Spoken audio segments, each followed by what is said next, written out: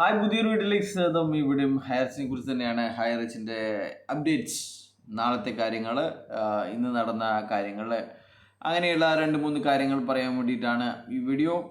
നമ്മുടെ ഹയറിച്ചിൻ്റെ ലീഡർമാരൊക്കെ പുതിയ പുതിയ കമ്പനികൾ, അവരൊക്കെ സ്വന്തമായി കമ്പനി തുടങ്ങുന്നു. ചില ആൾക്കാർ അല്ലെങ്കിൽ വേഗം പെട്ടെന്ന് ക്വിക്ക് മണി, വേഗം എത്രയും പെട്ടെന്ന് കോടിപതികളാകാൻ വേണ്ടിയിട്ടുള്ള തട്ടിപ്പുകളിൽ ചെന്ന് പെടുന്നു. ഇതൊക്കെ സർവ്വസാധാരണമാണ്. ഈ കഴിഞ്ഞ 1.5 വർഷത്തിനിടയ്ക്ക് 10ഉം 15ഉം കമ്പനികൾ ചെയ്ത അല്ലെങ്കിൽ തട്ടിപ്പുകൾ ചെയ്ത ആൾക്കാരുണ്ട്. എന്നാൽ പാവപ്പെട്ട ഇടത്തരക്കാരായ ചെറിയ ടീമിനെ പറ്റിച്ചുകൊണ്ടിരുന്ന ആൾക്കാരൊക്കെ വളരെ പെട്ടിട്ടുള്ള ഒരു അവസ്ഥയിലാണ് എന്നാണ് പിന്നിലൂടെയുള്ള നടപടികൾ എന്ന് പറയുന്ന ഗ്രൂപ്പുകളിലെ ചില കാര്യങ്ങളിൽ നിന്ന് മനസ്സിലാകുന്നത്. ഇന്ന് അതിൽ നമ്മളെ നന്നായി വിമർശിക്കുന്ന, ആദ്യം മുതൽ തന്നെ യൂട്യൂബിലൂടെയും ലൈവിലൂടെയും ഒക്കെ നന്നായിട്ട് വിമർശിക്കുന്ന ഒരാൾ പറയുകയാണ്, ഈ ലീഡർമാരൊക്കെ ഒഴിവായി പോയിട്ട് നമ്മൾ കൊടുത്തിരിക്കുന്നത് 1,20,000 രൂപയാണ്. നമ്മൾ ചേർത്ത ആൾക്കാർക്ക് 1,20,000 രൂപ കൊടുത്തു എന്നാണ് ആ സ്ത്രീ, പാവപ്പെട്ട ഒരു വീട്ടമ്മ പറയുന്നത്. 1,20,000 രൂപ ഇവർ ചേർത്ത ആൾക്കാർക്ക് കൊടുത്തു എന്നും അത് ടീമിൻ്റെ പൈസയാണ്, ടീമാണ് കൊടുത്തത് എന്നൊക്കെ ഇവർ മാറ്റിയും മറച്ചും പറയുന്നുണ്ട്. എന്തായാലും ഇതൊക്കെ നമ്മൾ ആദ്യം മുതൽ തന്നെ കഴിഞ്ഞ ഡിസംബർ ജനുവരിയിൽ തന്നെ കോരം പറഞ്ഞിരുന്ന കാര്യമാണ്.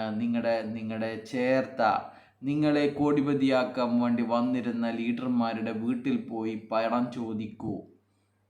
കമ്പനിയുടെ പക്കലല്ല ആദ്യം പോകേണ്ടത്, നിങ്ങളെ തേടി വന്ന ലീഡർമാരുടെ വീട്ടിലാണ്. അവരെ പൈസ കിട്ടിയിട്ടാകുമ്പോൾ മാത്രം നിങ്ങൾ അവിടെ നിന്ന് ഇറങ്ങുക എന്നുള്ള കാര്യങ്ങളൊക്കെ പറഞ്ഞു കൊടുത്തതാണ്. അത് ഇപ്പോൾ ഏതാണ്ട് ചില ആൾക്കാർക്കൊക്കെ അത് ചെയ്യാൻ തോന്നുന്നുണ്ട്. അങ്ങനെയാണ് ഇവരെ പോലെയുള്ള ആൾക്കാർ 1,20,000 രൂപ കൊടുത്തിരിക്കുന്നത്. ഇനിയും 60,000 രൂപ കൊടുക്കാനുണ്ട് എന്നുള്ളതാണ്. ഇതൊരു നല്ലൊരു കാര്യമാണ്. അതുകൊണ്ടാണ് ഈ വീഡിയോയിലൂടെ പറയുന്നത്. ഇതുപോലെ ആർക്കെങ്കിലും പണം വേണമെങ്കിൽ നിങ്ങളെ ചേർത്ത ആൾക്കാരുടെ വീട്ടിൽ പോയി പണം ചോദിക്കുക എന്നുള്ളതാണ് ആദ്യത്തെ നടപടി. രണ്ടാമത്തെ നടപടി എന്ന് പറഞ്ഞു കഴിഞ്ഞാൽ ഇവർക്കെതിരെ പോലീസിൽ പരാതി നൽകുക എന്നുള്ളതാണ്. ഇതൊരു ചീറ്റിംഗ് കേസാണ്, സാമ്പത്തിക കേസാണ്, ബഡ്സിൻ്റെ പ്രൊവിഷൻ ഇടുക. അങ്ങനെയൊക്കെ ആണെങ്കിൽ ഇവർക്ക് ജയിൽവാസവും കിട്ടും. ബഡ്സ് അതോറിറ്റി റെക്കമെൻഡ് ചെയ്ത് കഴിഞ്ഞാൽ ഇവരുടെ സ്വത്തുക്കൾ പിടിച്ചെടുത്ത് ഇവരെ ഒന്നാമത്തെ ആൾക്കാരാക്കി വെക്കണമെന്നാണ് പറയുന്നത്. കമ്പനി രണ്ടാമതോ മൂന്നാമതോ ആക്കിയാൽ മതി. പക്ഷേങ്കിൽ ഒന്നാം കക്ഷിയായി ഇവരെ വെച്ച് നിങ്ങൾ FIR ഇടുകയാണെങ്കിൽ നിങ്ങൾക്ക് ഇവരുടെ ആസ്തി വിറ്റിട്ടാണെങ്കിലും നിങ്ങൾക്ക് പണം തരും എന്നുള്ളതാണ്. നമ്മുടെ ചന്തേരിയുള്ള കേസിലൊക്കെ 2 സ്ത്രീകളാണ്.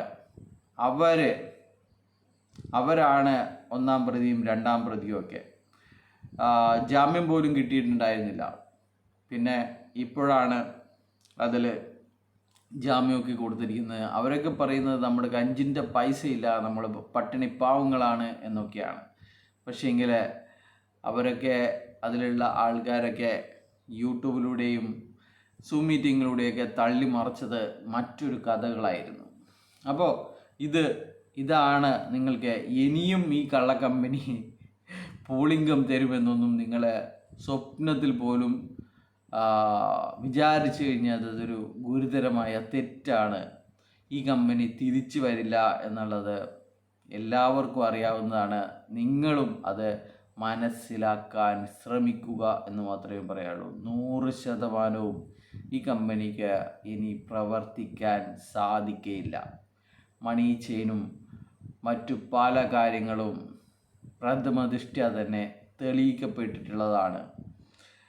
അപ്പോൾ ഇത് ഒന്നാമത്തെ കാര്യമാണ്. രണ്ടാമത്തെ കാര്യം, പ്രധാനപ്പെട്ട ഒരു കാര്യം എന്ന് പറയാനുള്ളത്, നമ്മുടെ ഈ ഹൈറിച്ച് പ്രവർത്തിക്കുന്ന സമയത്ത് പണം നിക്ഷേപിച്ച് കമ്പനിയിലേക്ക് അല്ലെങ്കിൽ കമ്പനിയുടെ ലീഡർമാരിലേക്ക് പണം നിക്ഷേപിച്ച് കാത്തുകുത്തിയിരിക്കുന്നവരെ നമ്മുടെ മണ്ടന്മാരെന്നെങ്കിലും വിളിക്കാം. ഈ കമ്പനി തിരിച്ചു വരില്ല, പക്ഷേങ്കിൽ അവരെ നമുക്ക് മണ്ടന്മാരാണ് എന്ന് വേണമെങ്കിൽ വിളിക്കാം. പക്ഷേങ്കിൽ ഈ കമ്പനിയുടെ അക്കൗണ്ടുകൾ ഫ്രീസ് ചെയ്തതിന് ശേഷം ചില വ്യക്തികൾക്ക് പണം നൽകി വഞ്ചിക്കപ്പെട്ടവരെ അവർ ഇപ്പോഴും പറയുന്നത് ഈ കമ്പനി തിരിച്ചു വരും എന്നുള്ളതാണ്. അതുകൊണ്ട് ഞാൻ കേസിനൊന്നും പോയിട്ടില്ല. ഭയങ്കര അഭിമാനത്തോടു കൂടി പറയുന്നു, ഞാൻ കേസിനൊന്നും പോയിട്ടില്ല. ഇപ്പോഴും വിചാരിക്കുന്നത് 100% നമ്മുടെ കമ്പനി തിരിച്ചു വരും എന്നുള്ള തന്നെയാണ്. ഇവരെ മണ്ടന്മാരെന്ന് വിളിക്കാൻ സാധിക്കില്ല എന്നുള്ളതാണ്. അതിനേക്കാൾ കൂടിയ വാക്കുകൾ ഇവരെ വിളിക്കേണ്ടി വരും എന്നുള്ളതാണ്. കമ്പനി പ്രവർത്തിക്കാത്ത സമയത്ത് ആരാൻ്റെ പൈസ, ആരാൻ്റെ കയ്യിൽ പണം കൊടുത്തിട്ട് നിങ്ങൾ എന്തിനാണ് കമ്പനി തിരിച്ചു വരാൻ വേണ്ടി കാത്തിരിക്കുന്നത്? നിങ്ങളൊക്കെ ആ പൈസ കൊടുത്തവനെ വീട്ടിൽ പോയോ അല്ലെങ്കിൽ പോലീസ് കേസ് ഫയൽ ചെയ്തോ പണം തിരികെ ലഭിക്കാൻ ശ്രമിക്കുക എന്നുള്ളതാണ് ഒരേ ഒരു കാര്യം. വേറെ രണ്ടാമത്തെ കാര്യമൊന്നുമില്ല. ഒരേ ഒരു കാര്യം ഇത് മാത്രമാണ്. നിങ്ങൾ കമ്പനിക്കല്ല പണം കൊടുത്തിരിക്കുന്നത്. കമ്പനി പൂട്ടിയ സമയത്ത് കമ്പനിക്ക് യാതൊരു വിധത്തിലും പണം സ്വീകരിക്കാൻ സാധിക്കില്ല. അതുകൊണ്ട് കമ്പനി ഇതിൽ തെറ്റുകാരല്ല എന്നുള്ളതാണ്. ഇതിൽ തെറ്റുകാര് ഈ ലീഡർമാരാണ്. അവരെ നിങ്ങൾ എന്ത് വേർഡ് ഉപയോഗിച്ചിട്ടും വേണം വിളിക്കാം. ഞാൻ അധികം ചീത്ത പറയുന്നില്ല എന്ന് വെച്ചിട്ടാണ്. അപ്പോൾ അവരുടെ കയ്യിൽ നിന്ന് നിങ്ങൾക്ക് നഷ്ടമായ പണം മുഴുവൻ പലിശ സഹിതം വാങ്ങിക്കാനുള്ള അർഹത നിങ്ങൾക്കുണ്ട്. അതുകൊണ്ട് അവരെ സമീപിച്ച് എത്രയും പെട്ടെന്ന് പണം കൈക്കലാക്കുക എന്നുള്ളത് മാത്രമാണ്. നിങ്ങൾ എന്തിനാണ് ഏതോ കമ്പനി പൂട്ടിപ്പോയതിന് ആ കമ്പനി തിരിച്ചു വരാൻ വേണ്ടി കാത്തിരിക്കുന്നത്? അപ്പോൾ ഇതൊക്കെയാണ് കാര്യങ്ങൾ. നാളെ ബഡ്സ് കേസിൻ്റെ അപ്പീലുണ്ട്. അപ്പീൽ എന്ന് പറയുന്നത് എന്തായാലും ആദ്യത്തെ കേസാണ്. അപ്പോൾ അതിൽ വേറെ വാദങ്ങളൊന്നും ഉണ്ടാവാൻ സാധ്യതയില്ല.